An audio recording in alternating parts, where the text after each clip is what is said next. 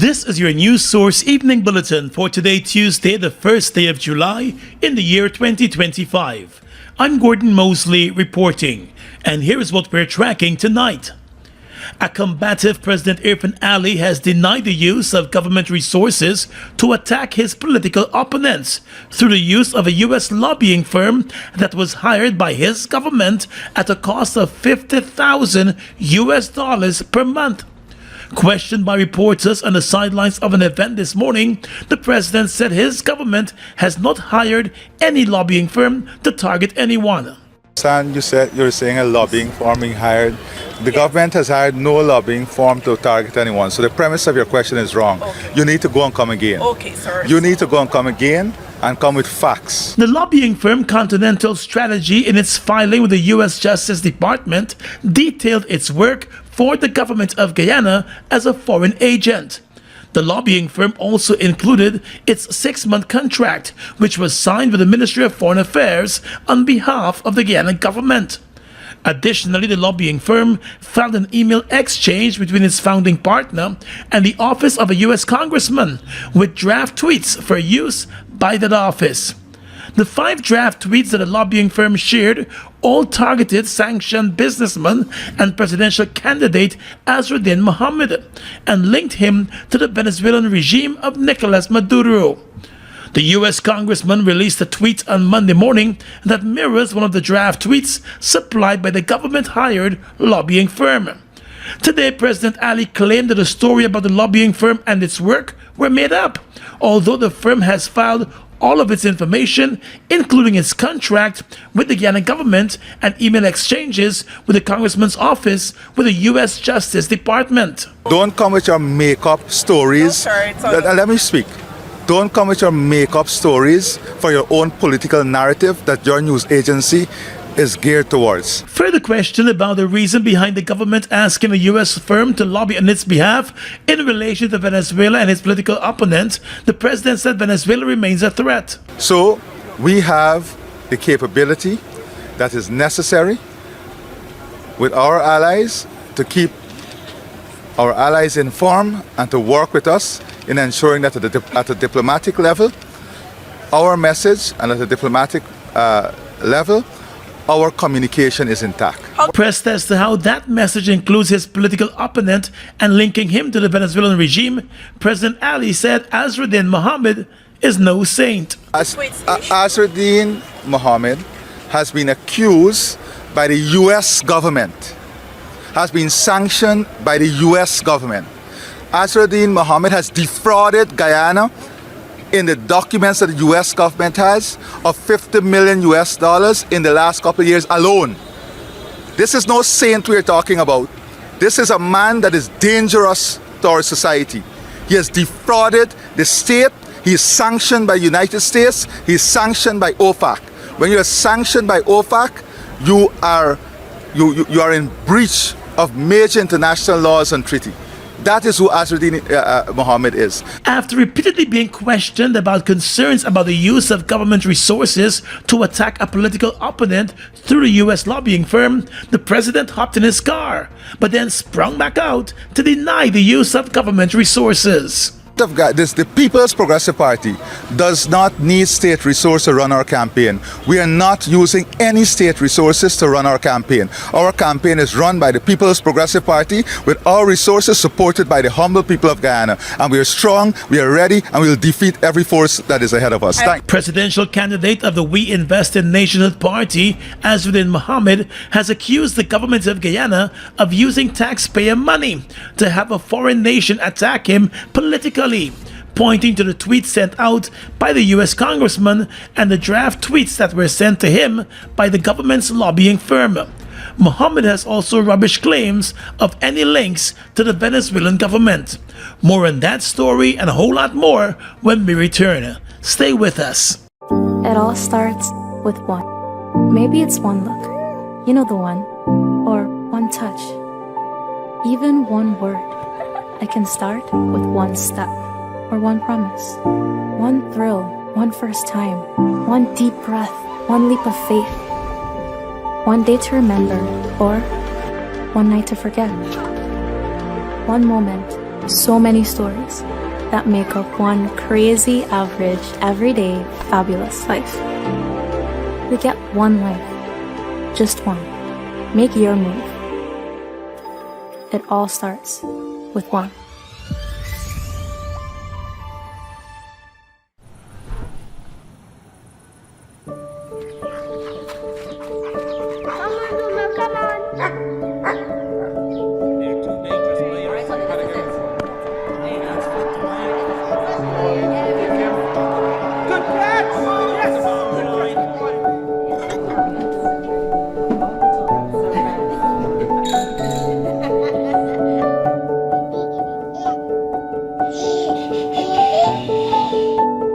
Your own home is so much more than just four walls, floors, and ceilings. It's a lifetime of great memories and stories. Come talk to us and start your journey home today.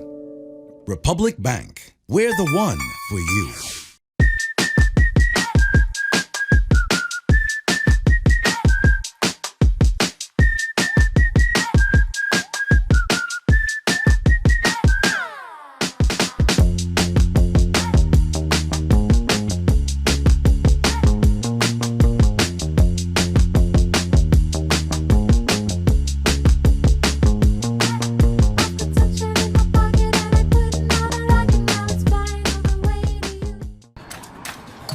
Chasing a ride that takes you higher? Elevate your drive with the all-new Honda Elevate. Now at Marix, the Honda Elevate has a bold style, cutting-edge technology, sleek and modern interior, and intuitive controls that makes every journey feel elevated and comfortable. So why wait? Drive a Honda Elevate today. It's brand new, 0 miles, 0 worries. Visit Marix, the home of Honda in Guyana, or call 226-1482 to learn more.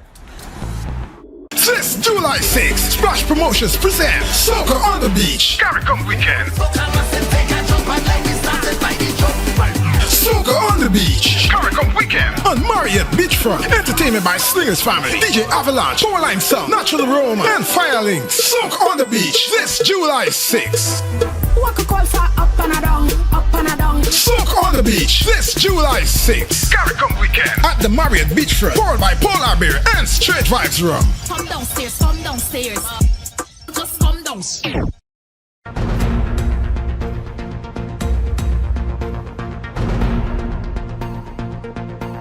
Welcome back. Well, in response to a tweet from a U.S. congressman linking sanctioned businessman and presidential candidate Azruddin Mohamed to Venezuelan President Nicolas Maduro, Mr. Mohamed has stated that it is now clear that the PPP-led government of Guyana is using taxpayers' money to finance a campaign by a U.S. lobbying firm aimed at falsely portraying him as an agent of the Maduro regime in Venezuela. Mohamed rejected the links and said he stands firm when it comes to Guyana's sovereignty and territorial integrity. He said he rejects Venezuela's claim to the Essequibo. His father, he noted, is Essequibo born, and he would never betray the soil of his family. He said he stands firmly for Guyana's sovereignty and always will.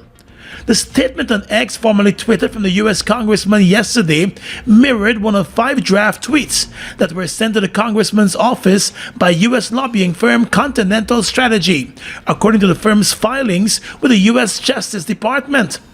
All of the draft tweets seek to link Mohamed to the Maduro regime. The lobbying firm was hired by the government of Guyana through the Ministry of Foreign Affairs at a cost of $50,000 per month. Mr. Mohamed, in his statement, said the information in the tweet sent out by the congressman and those in the draft is false, as it pushes a misleading narrative about him and his family to American lawmakers. He accused the PPP of using a foreign nation to attack him by falsely linking him to a hostile regime.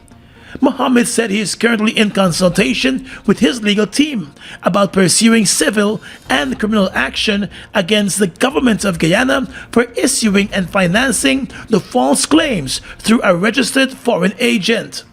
The lobbying firm Continental Strategy was hired by the Ministry of Foreign Affairs in Guyana in December of 2024.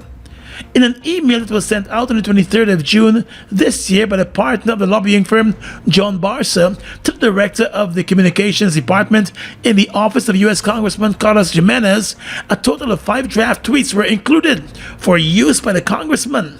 The email formed part of the public filings with the U.S. Justice Department for the lobbying firm. After almost a week of controversy over the symbol submitted by the We Invest in Nationhood Party, the Guyana Elections Commission today approved a total of 22 political symbols for the upcoming elections, including the one submitted by WIN. An official of GECOM said there are 3 symbols that need some correction, but all have been approved. The official said WIN's symbol, which has been identified as a leopard, is not among the 3 symbols submitted by political parties that require correction. According to the official, the symbol was approved without discussion of whether it's a jaguar or a leopard. Last Friday, the chairman of GECOM, retired Justice Claudette Singh, sided with the government-nominated commissioners and voted against the jaguar being used as a symbol for the party WIN. GECOM nominated Commissioner Says Gunaraj explained that after discussion on the concerns regarding the use of indigenous symbols by political parties, the chair ruled then that pursuant to Article 7 of the Constitution, which outlines the duty of citizens to respect national symbols, the use of the jaguar, which is part of the coat of arms, is not acceptable. The jaguar has been used in the past as a political symbol. The Rise Organize and Rebuild Guyana Party used the roaring jaguar as its symbol without objection when it contested the elections 2 decades ago. And just at the last elections, the Citizenship Initiative used the national flower, the Victoria Regia lily, as its party symbol. That flower is also featured on the coat of arms. But moments after the GECOM decision was handed down last week, the WIN party said the symbol it actually submitted to the Elections Commission was that of a leopard and not a jaguar. The party said it did not add a name to the symbol as none was required. Commissioner of Police Clifton Hicken wants members of the public to go directly to him if they have issues with other ranks of the Guyana Police Force or believe that their reports are being unfairly handled. Speaking during the government-produced Safeguarding the Nation program, Mr. Hicken said the police force has an open-door policy, noting that there are still challenges within the system, where citizens feel that their matters were unjustly handled by the force. Against that backdrop, he wants the police force to be seen as a transparent organization that deals with the concerns of citizens in a satisfactory manner. No police is above the law. Similarly, no civilian is above the law. We have the Commissioner of Police, you can come to me. We have the ELT, you can go to them. The Divisional Branch Commanders and every station. Why? I've placed it as a policy, open door. Everybody must access the public and the public must access the police at their levels. Very importantly for us, we have the PAC, meaning the Police Complaint Authority, that deals with when members of the public and the police are at risk, but more importantly, the Office of Professional Responsibility. They're dealing with reaching of SOPs and OPRs and the rest of it.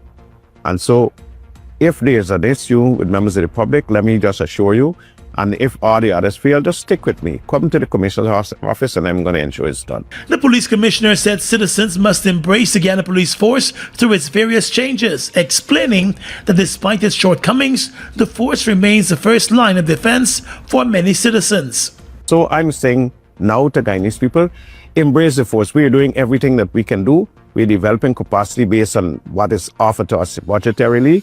We're putting all the system in place to own Guyana as a police force, but very importantly, this is a friendly atmosphere with members of the public. There is no more barriers across where the public and the police can communicate. Commissioner Hicken also said the police force has been forging ahead with reforms, with the decentralization of police-related services in the various regions being a key part of the reforms. He said the force will continue its fight against crime and noted that serious crimes in the country have been under decline.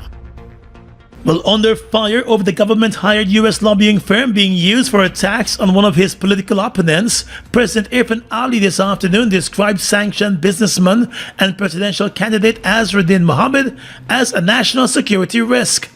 He announced that systems have been activated to secure the country's borders, natural resources, and financial system, without providing any detail. In a Facebook Live statement from his office, the president said his government has nothing to do with the troubles facing the businessman.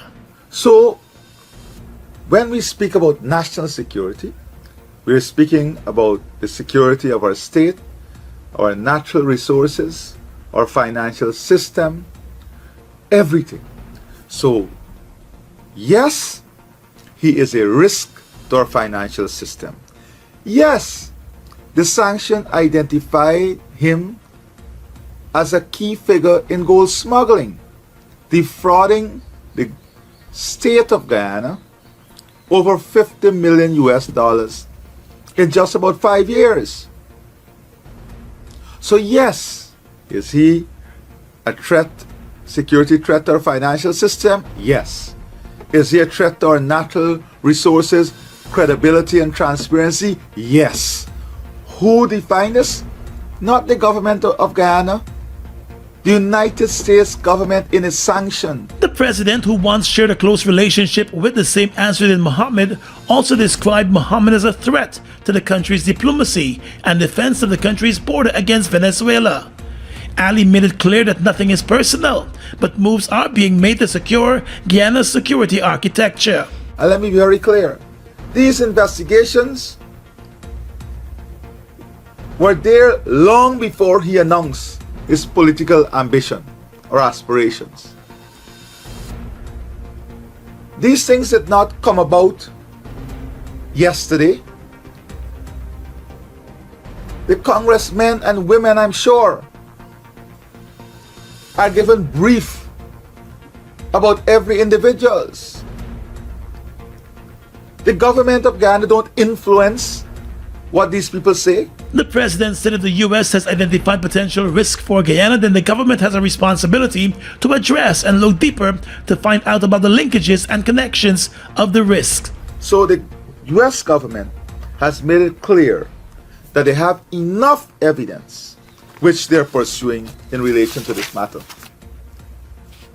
It is not the government that accuse or publicize. It's not the government that publicize Azruddin Mohamed linked to gold smuggling, drug trafficking, links to Venezuela, and other illegalities. According to the president, Mohamed has been driving a sympathy narrative, but he said the government has to do what is right to keep the country and citizens safe.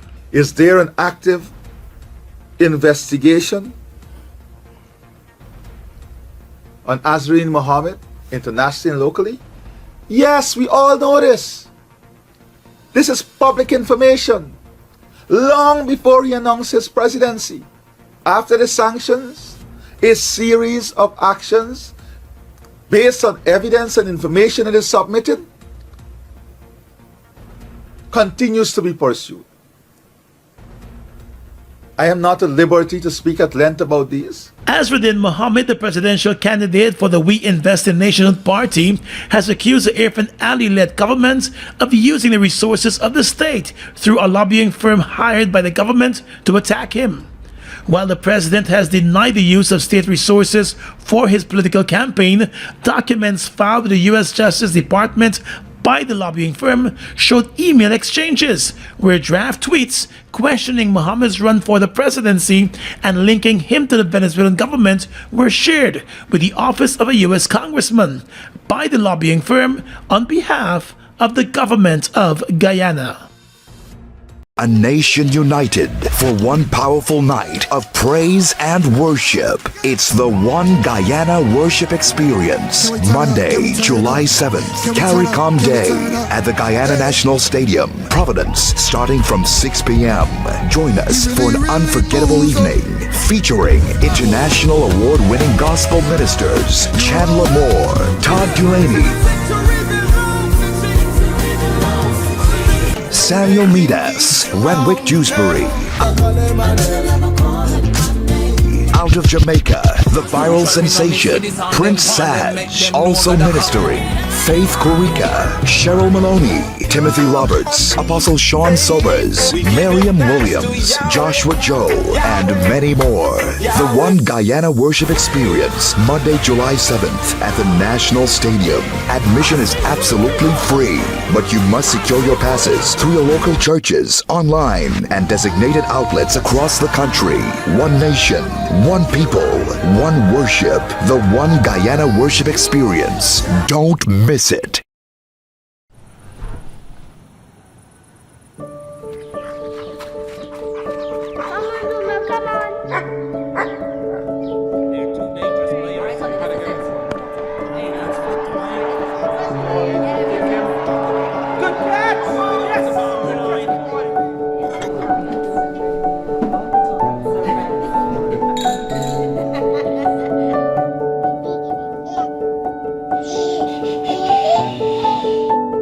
Your own home is so much more than just four walls, floors, and ceilings. It's a lifetime of great memories and stories. Come talk to us and start your journey home today.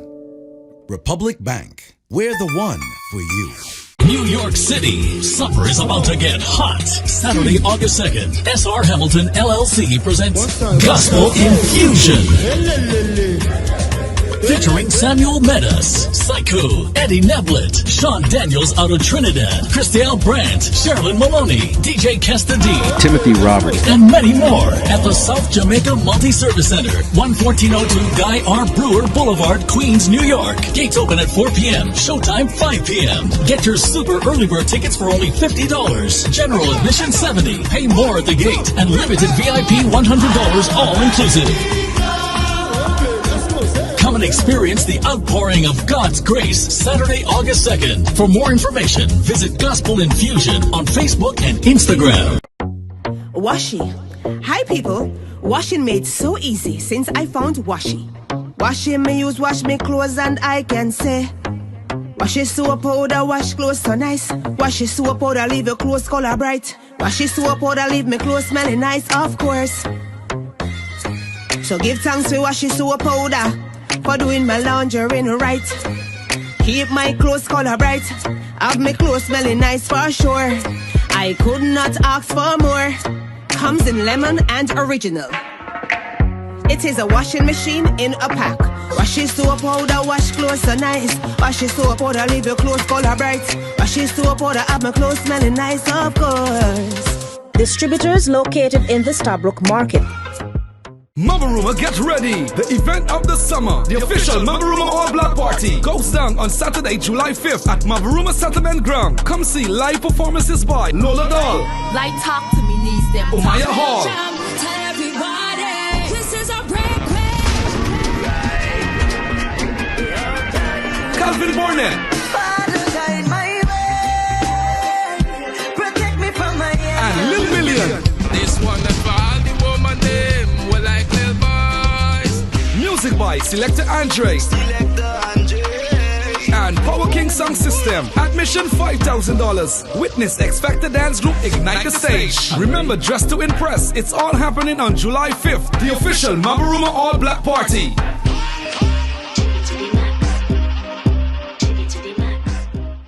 Let's tell you now that the leaders of Forward Guyana, the People's Movement, and the Vigilant Political Action Committee have teamed up for the upcoming elections through the formation of a coalition. The leaders, Amanza Walton Desir, Nigel London, and Derwin Bess, signed an accord formalizing their coalition this morning, with a promise to work in the interest of the people of Guyana. They have promised to put service before status while promoting unity in diversity, equity and inclusion in institutional reform and good governance. The coalition is now known as the Forward Guyana Movement, and its symbol is a steering wheel with a map of Guyana in the center with the logos of the three individual parties in their different parts of the steering wheel. According to the founder of the People's Movement, Nigel London, for too long, citizens of Guyana have been unrepresented by those they elected. He said his party has always been about restoring dignity to public life and power to the people. London said together with the other two parties, he believes the Forward Guyana movement can do just that. The People's Movement is certain about the potential that lies in store when parties collaborate with the nation's best interests as our focus.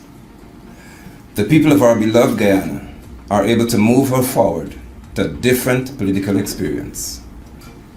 Today I'm proud to stand shoulder to shoulder with men and women of courage and principle. Not because we agree on everything, but because we agree on one thing, on the one thing that really matters. Guyana deserves better. Leader of VPAC, Derwin Best, said his fight has always been for the people, and he has found good partners in the formation of the Forward Guyana movement. He said he has had his own experiences and hardships in life, and that has made him better today. Best said across Guyana there is need for renewed hope and a change. I believe that Guyana needs this right here. A movement that is for the people. A movement that would invite the people. So you all, including the ones looking around the world, can sit there and say, you know what? I have an idea and we will listen. Because we're not building this for the three of us. We're building this for all of you. And former APNU AFC Member of Parliament Amanzo Walton Desir, who founded Forward Guyana 2 weeks ago, said the coalition with the People's Movement and VPAC is one that will dedicate itself to the interests of all citizens.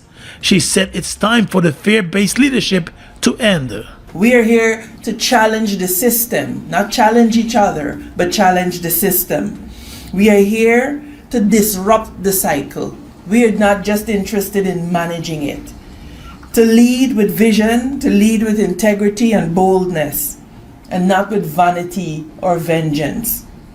This is not just a political alliance. It is a movement of people who have decided that Guyana's future cannot be left in the hands of the past. And so we stand united. The Forward Guyana movement has indicated that it will soon launch its campaign and manifesto with information about its plans and programs. The movement has also stated that it is open to other parties joining the coalition. The first phase of the new Eccles-Ogle 4-lane highway was commissioned last evening by President Irfaan Ali, with the announcement of further expansion of the key link between the east coast of the Demerara to the east bank of the Demerara.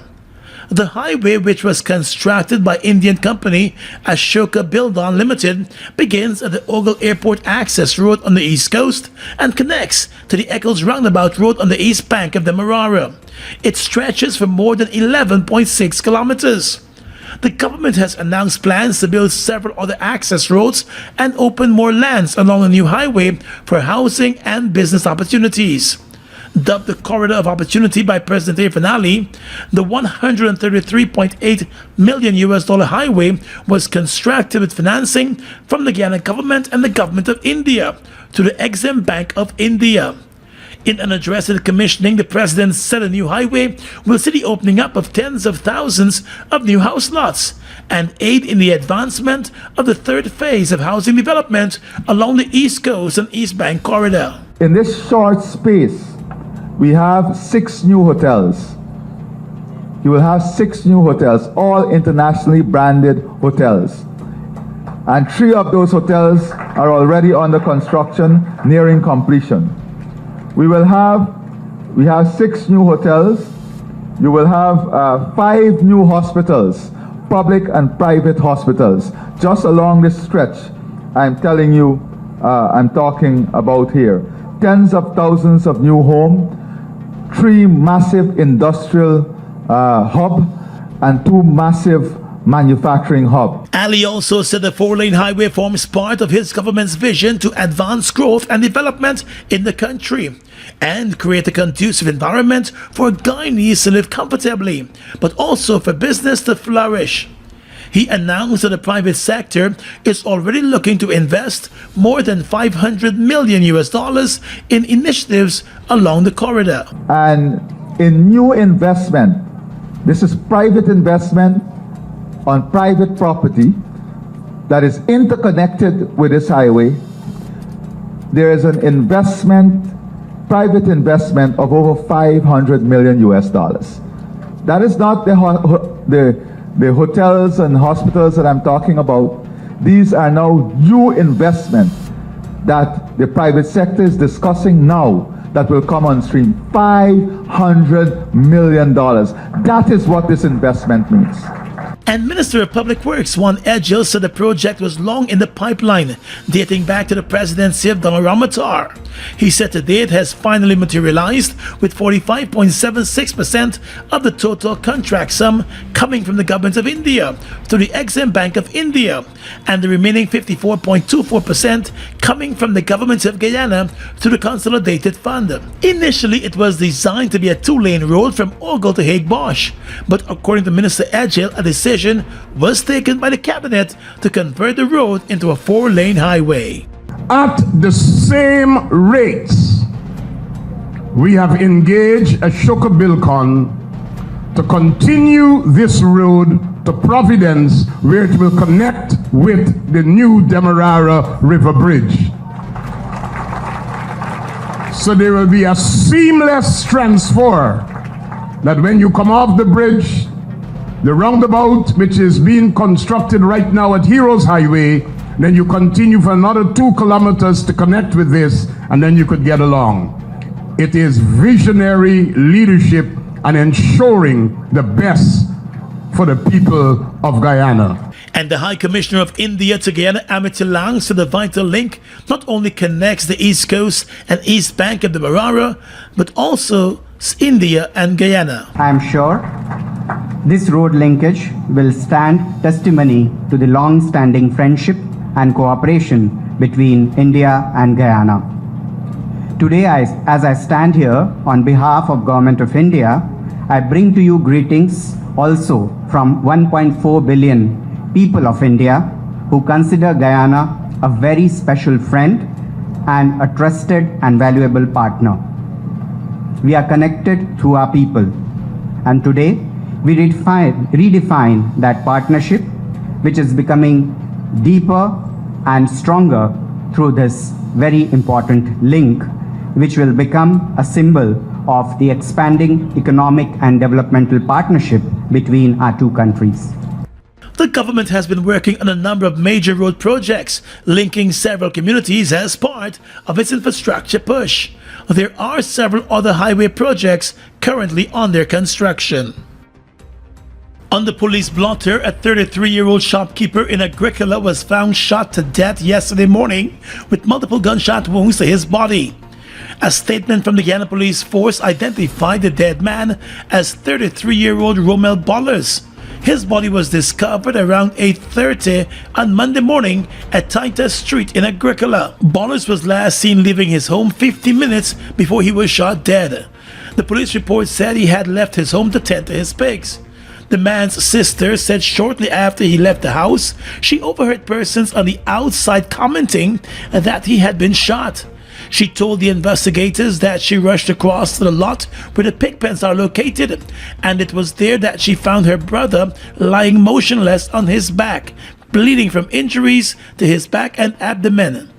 The ambulance service from the Eccles fire station was summoned, and the man was taken to the Diamond Hospital, where he was pronounced dead. Investigators said an examination of his body revealed gunshot wounds to his right shoulder, 2 to his abdomen, and 1 to his right elbow. 1 9mm spent shell was recovered from the scene. Investigations are ongoing tonight. 2 weeks ago, there was a similar shooting incident in the same community when another villager was shot dead. The brother of the villager shot dead yesterday is wanted in connection with that earlier shooting. The St. George's School of Sciences was commissioned today by the government as it moves to provide specialized education at the secondary level as part of a plan to respond to the country's diversified economy. The commissioning of the state-of-the-art school comes approximately 3 years after the old building was completely gutted by fire. In an address, President Irfan Ali said by commissioning the School of Sciences, his government is unlocking a new vision for education in the country. The ashes has risen the St. George's School of Sciences. Guyana's first secondary institution dedicated to scientific education. This is no ordinary school. This is a school of excellence, created for those with a hunger to learn and a commitment to achieve. Admission to this institution is not automatic, it is earned. Students must demonstrate strong competence in English, mathematics, and science. The president said the school will not be a haven for idlers, but a sanctuary for the diligent, the curious, and the committed.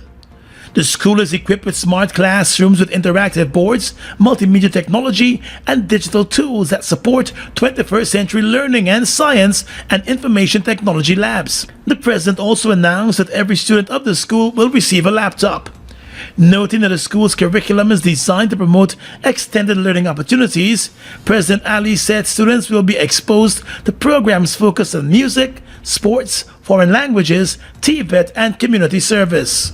STEM education, science, technology, engineering, and mathematics is crucial in today's world because we live in a rapidly changing, technology-driven global economy.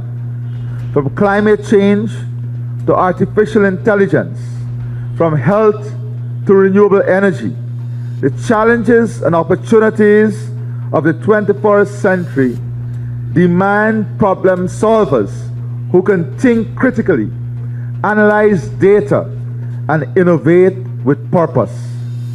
In developing countries like Guyana, it is especially important as it empowers young people to participate meaningfully in national development, close the digital divide, and compete on the global stage. Education Minister Priya Manak-Chan said it was heartbreaking to witness the old building go up in flames back in 2022. At the time of the fire, the school housed 420 students. Manak-Chan said the Ministry of Education took a decision to build a specialized school with a focus on the sciences. The first set of grade 7 students entered the school last year, and according to the Education Minister, they are excelling in the sciences. I'm happy to tell you that the children who were placed here last year had to have achieved at least 70% in mathematics, and 60% in English, and 60% in science. That's last year. This year, because all our investments have produced much better results at the NGSA, the children who are coming here had to have achieved 85% in mathematics, 70% in English, and 70% in science. We have some of our brightest children right here at St. George's. 65% of the students, according to Minister Manak-Chan, achieved 70% and more after a full academic year. The Ministry of Education, Minister Manak-Chan said, has also rebuilt the Christchurch Secondary School, the North Rhymeville Secondary School, and the St. Mary's Secondary School, which were all gutted by fire in the past few years. Prostate cancer is one of the most common cancers in men, but early detection can save lives. So, who needs to be screened? If you're 50 or older, it's time to talk to your doctor about screening. But some men need to start even earlier.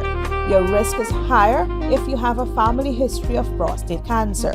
Screening may be recommended as early as 40 years. Screening is quick and can include a PSA blood test or a simple exam. It's the first step in catching prostate cancer early, when it's most treatable. Don't wait. If you're at risk, get screened, because taking care of your health means being there for the moments that matter most. Screen early, live fully. Turbo with a new look, new style, with the same great taste in the 250 ml can. Everybody run out now. Go and go grab one. Me charge up with a turbo 250 ml at your favorite spot. Wait, sell. New look, new can, same vibes. Jinxing, energize up your life. Vibes up, work time, anytime we are turn up the party with turbo can. Turbo turbo can. Now available in the new 250 ml can. Turbo energy drink. Charge up today. Guyana's economy is rapidly transforming, and we're all part of it. Guy Oil is at the forefront of this development by providing reliable and efficient energy and supporting community development from the very core. 100% of Guy Oil's profit goes back to building schools, roads, and other important infrastructure that connects our cities and towns, providing fuel to domestic, marine, industrial, and aerial transportation. Guy Oil has now repositioned itself as a market leader in the petroleum industry, building a better future for all of us.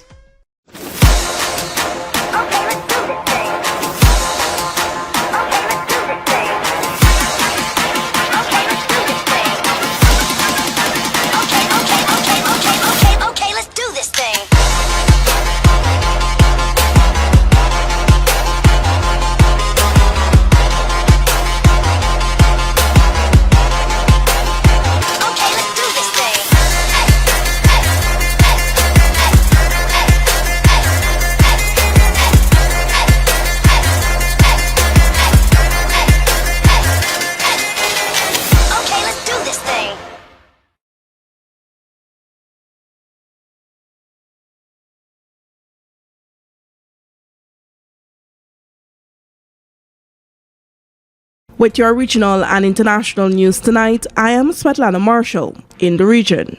President Donald Trump on Monday signed a memorandum imposing a hardline U.S. policy toward communist-run Cuba and reversing measures put in place by former President Joe Biden, the White House said.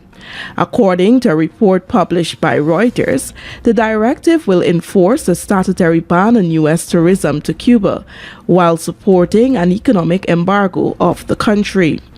While Americans cannot visit Cuba for leisure, travel has been allowed for activities including educational or humanitarian trips. As one of his first acts after taking office in January, Trump, a harsh Cuban critic, revoked the Biden administration's last-minute decision to remove the country from the U.S. list of state sponsors of terrorism.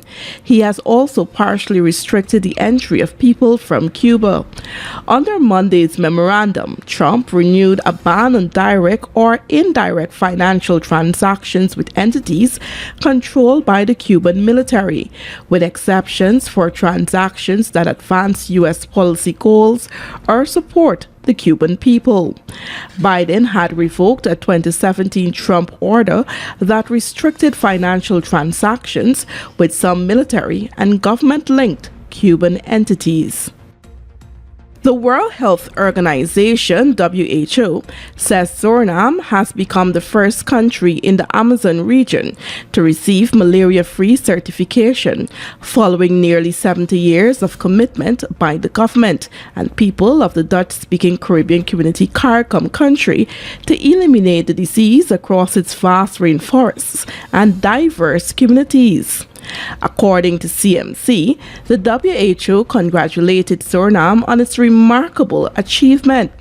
It said, and I quote, "The certification is a powerful affirmation of the principle that everyone, regardless of nationality, background, or migration status, deserves universal access to malaria diagnosis and treatment. Suriname's steadfast commitment to health equity serves as an inspiration to all countries striving for a malaria-free future."